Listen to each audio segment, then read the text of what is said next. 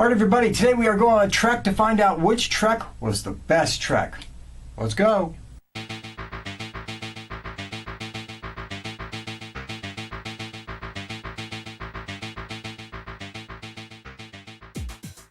Now before we go any further, obviously this is just counting the original 6 Star Trek motion pictures, consisting of the original cast. I am not, was not, and will never be into those J.J. Abrams flicks. I'm sorry, just not happening. And the Next Generation movies, they were okay, but I feel they were kind of like a separate thing. It's nothing I was very much into. This is just the original cast, just the original 6 movies, and just my personal view of where I rank them from lowest to highest. Let's hit it. Alright everybody, coming in at number 6 is Star Trek V, The Final Frontier from 1989. I have kind of lambasted this motion picture before in my greatest disappointments list, and this movie really, really deserves it. I truly feel like in my heart of hearts, even though Shatner says that this movie was plagued by budget cuts and problems with, the special effects division and all other kind of things, I truly believe this movie was kind of a death by ego. I really believe that Shatner said, hey, look what Nimoy did on number 4. He threw in some humor, he did this, he did that, and he had this big monstrous success, and I really think he wanted to do it too. Have the Shatner put out one that was a monster hit himself. And what it turned out to be was just a mess. The humor was horrible. It was all badly timed. The characters didn't seem like themselves, whether it was Uhura, fan dancing or Scotty banging his head, and it was just a complete disaster. Truly, truly, truly the worst of all the Star Trek motion pictures. It just one that, it breaks my heart it's even there. And honestly, when it first came out, I thought that it was going to derail all of Star Trek. I didn't think that they were actually going to make a Star Trek 6 because this thing was such a disaster. I said, well, there goes the franchise. They're never going to come back again. They're never going to return again because this thing just killed it.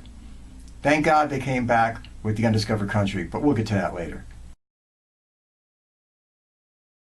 Okay, now, my 4 and 5 spot can really switch places with each other any day of the week because I really had them on equal footing. But I had to make a choice for this video, so I went ahead and made it. Coming in at number 5 is Star Trek III, The Search for Spock.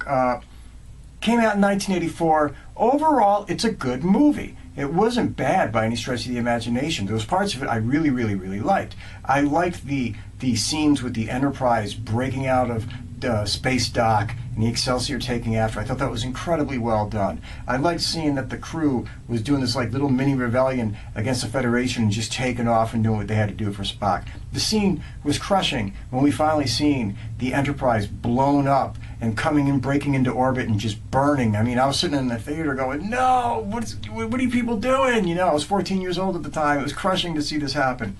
But there was also a lot of things I didn't think worked in the motion picture.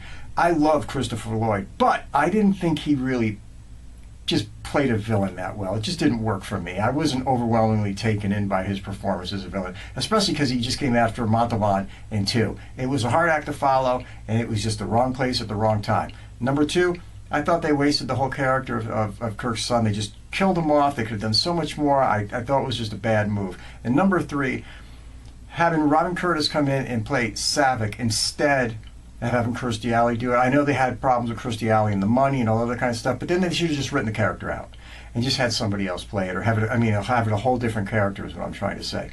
Yes, I know the Punkfar, you needed a Vulcan, whatever. Listen, they're bringing somebody back from the dead, for God's sakes. They could have just blown Punkfar out and nobody would have ever questioned it. Let's get real. Star Trek III, The Search for Spock, good motion picture.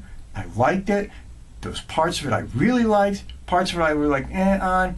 But it was a good motion picture, good addition to the franchise. No real complaints. All right, let's keep going.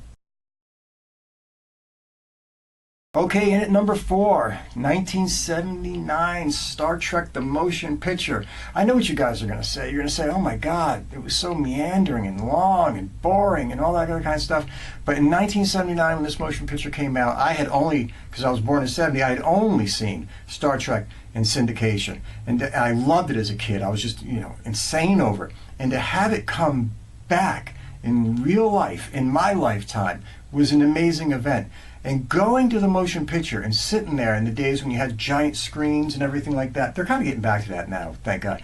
But, you know, the days when you had the really big screen, you would sit there and just watch, even though some people hated it because it went on forever, but just to watch those long shots of the Enterprise when it was in the dock, and just to glory over how beautiful it was and bring back all those emotions that everybody had for Star Trek. It was just amazing. That incredible score that you were listening to, the look in William Shatner's face when he's staring at the Enterprise again. And the story was actually pretty entertaining. Yes, they told it in a slow way. Yes, it kind of meandered, but it was still a good story. So, in at number 4, Star Trek, the motion picture. I enjoyed it. I liked it. They actually made a special edition of it several years ago where they amped up the effects in a couple places, but they did it in a very well and a very tasteful way that it didn't make you angry at them for doing it. It was actually really well done and really good, and if you get a chance to see it, check it out. Didn't mess with the movie, didn't screw with the plot. It was just a couple little things here and there that they touched up. Anyway, let's keep going. Okay, coming in at number 3, Star Trek 4, The Voyage Home. That great piece of cinematic mastery from 1986. Listen, everybody loved Star Trek 4. Whether you were a Star Trek fan or not, everybody loved Star Trek 4. It hit on all the right notes. After 3 movies that were incredibly dark and heavy and serious, it was perfect to have a lighter Star Trek motion picture, just like you had lighter Star Trek episodes. The humor wasn't over the top or ridiculous. You kind of floated with it because you knew Spock wasn't really himself. They were all a little bit out of place, out of time, all that kind of stuff. But Star Trek 4, The Voyage Home worked on every level, from a fun romp. The humor was just perfect, not over the top, kept in place, but it worked. The action was there. It was just a good time had by all. It didn't matter if you were a Trek fan or not. It was a good time had by all. It probably would be my number 2 movie, actually, except that the one thing that has always driven me crazy with Star Trek that I've never been a huge fan of is all the time travel movies. I've never been into anything where they go back in time. I know City on the Edge of Forever. Okay, it was great, whatever. But I've never been a big fan of every time, Star Trek drops into the we're going back in time thing. Live in the world you're in, run with the world you're in, explore the world you're in.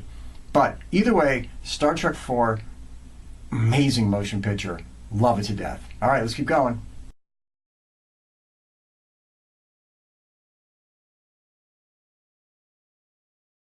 Okay, number 2 is 1991's Star Trek 6, The Undiscovered Country.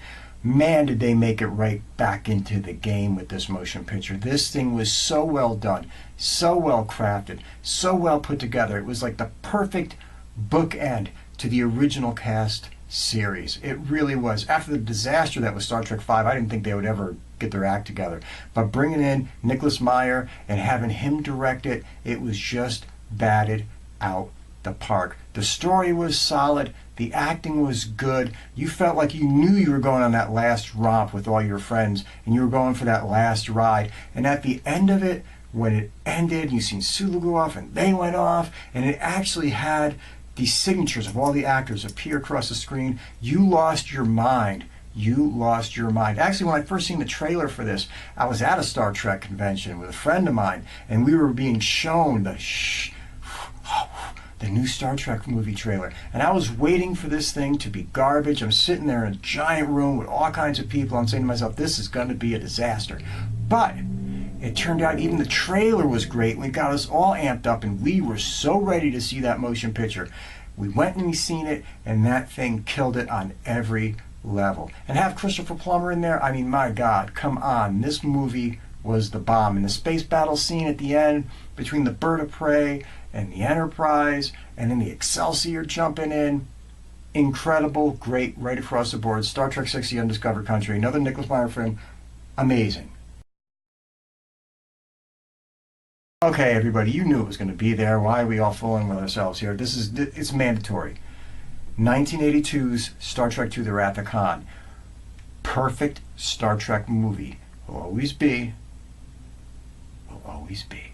There's no way you're ever going to top this. The acting, the story, the fact that it continued from an episode from the original series, Space Seed, and that it launched itself into a movie where it picked up X amount of years later, and you have Khan played, oh my God, amazingly, by Ricardo Montalban. Yeah, everybody knows he was running around as Mr. Rourke from Fantasy Island at the time. But you forgot that character 2 seconds into this, when you seen him come in, and you seen the hair, and he broke open his real chest, and you broke open his chest, and he's like, God, and the way he delivered that performance in the old cargo bay of the Botany Bay and all that kind of stuff, it was immediately you're drawn into the motion picture. Immediately you're like, oh my God, this is the baddie we need. This is the villain. And it's kind of sad because every other Star Trek after this, whenever they tried to put a villain into it, just paled in comparison to what Ricardo Montalban did. That's what happened to Christopher Lloyd in Star Trek 3. You couldn't live up to that, and they couldn't write another character up to that, so everything else seemed like a bit of a letdown. You know what I'm talking about? Star Trek 2, The Wrath of Khan, was amazing. The acting, the story, the plot, the space battles, it was everything you could ever want in a Star Trek motion picture. And I don't care what comes down the pipe, at what point in time, it will be the standard bearer for which all Star Trek motion pictures are judged. All right, everybody, hope you got a kick out of that and enjoyed the little countdown of my favorite Star Trek motion pictures of all time. Let me know what you think. Let me know which ones, or how you rank them, or how you have them. Anyway, take care of each other, love one another, be good, peace, catch you around.